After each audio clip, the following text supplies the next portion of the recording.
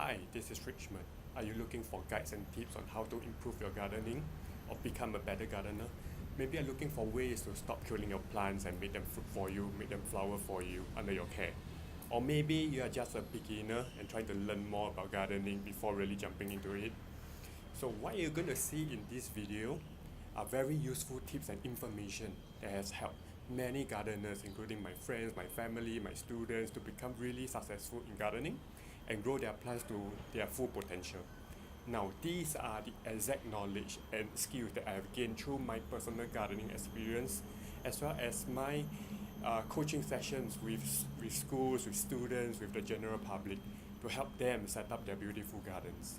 So these are very proven tips and strategies, and this is only one of the many videos in the entire series. So make sure you click on the subscribe button below so that you don't miss out any of these awesome videos. Now, if this is the first time you're watching my video and wonder who this guy is, click on the link below to find out more about me. Every week I upload video to my channel for you. With that said, let's dive right into it. Stem cutting is one of the many ways to propagate new plants. It is a shortcut to starting new plants because you don't have to grow them from seeds. Because sometimes seeds can be really hard to get and they take very long to grow into seedlings, and seedlings can be really tricky to handle. So your best bet is stem cutting.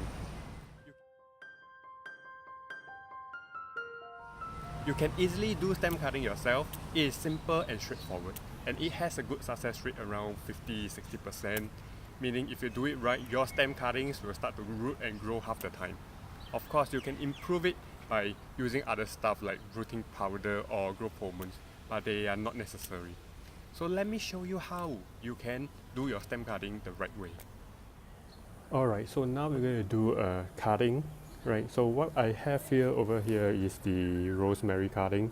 3 to 4 inches long will be ideal. So what we're going to do is that we're going to remove the bottom leaves, right? The leaves at the bottom of the cutting, because there will be some of these stems have to go into the soil.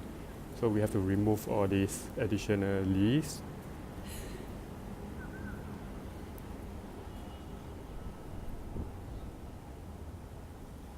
Okay, half an inch to an inch will be sufficient, right? So we're going to make a slanted cut to expose the inner parts of the stem,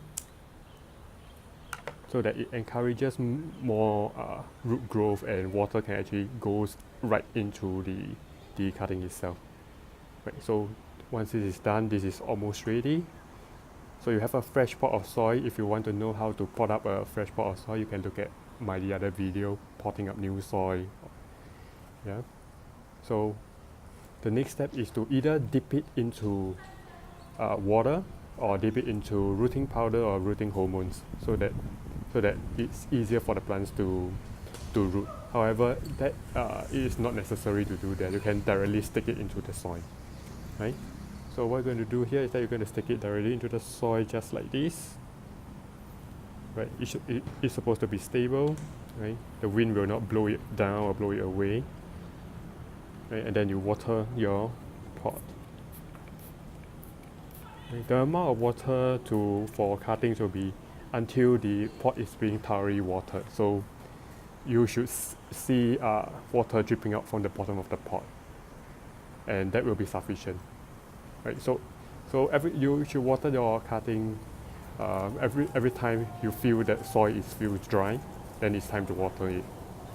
Okay, so it's pretty straightforward and easy to do, right? And place this in the shady area for at least 2 to 3 weeks, right? Until you see new leaves started to grow.